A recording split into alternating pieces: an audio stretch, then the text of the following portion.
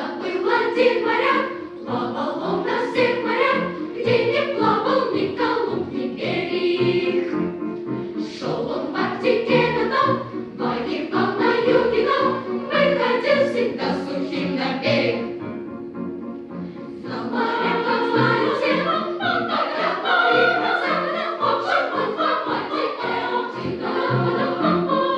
Шел ему 9-й год, шел ему 10-й год, а если стал грозою он бандитом.